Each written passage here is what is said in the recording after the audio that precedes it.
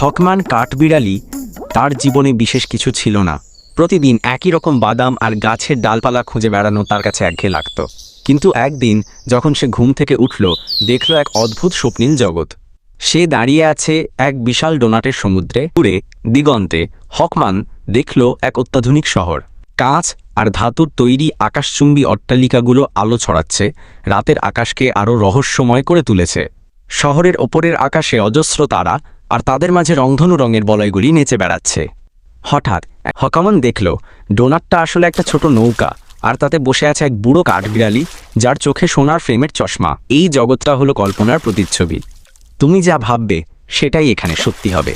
হকমানের মনে উত্তেজনা জাগল। সেই ডোনাট নৌকায় উঠে বসল, আর তারা দুজনে ভেসে চলল শহরের দিকে। তারা যখন শহরের কাছাকাছি পৌঁছালো, হকমান দেখল সব কিছু তার কল্পনার থেকেও সুন্দর। শহরের রাস্তাগুলো সোনার তৈরি, আর বাড়িগুলো যেন মেঘের মতো নরম। রাস্তায় অদ্ভুত সব প্রাণী ঘুরে বেড়াচ্ছে, কিছু দেখতে পাখির মতো, কিছু আবার মাছের মতো, কিন্তু সবারই ডানা আছে এবং তারা উঠতে পারে। তারা একটা বড় ময়দানে এসে পৌঁছালো, যেখানে একটা বিশাল মঞ্চ তৈরি করা হয়েছে। হকম্যান দেখল মঞ্চের ওপর একটা কাঠবিড়ালি দাঁড়িয়ে আছে, আর তার হাতে একটা সোনার মাইক্রোফোন। এটা কে? ও হলো এখানকার মেয়র, নাবিক বলল।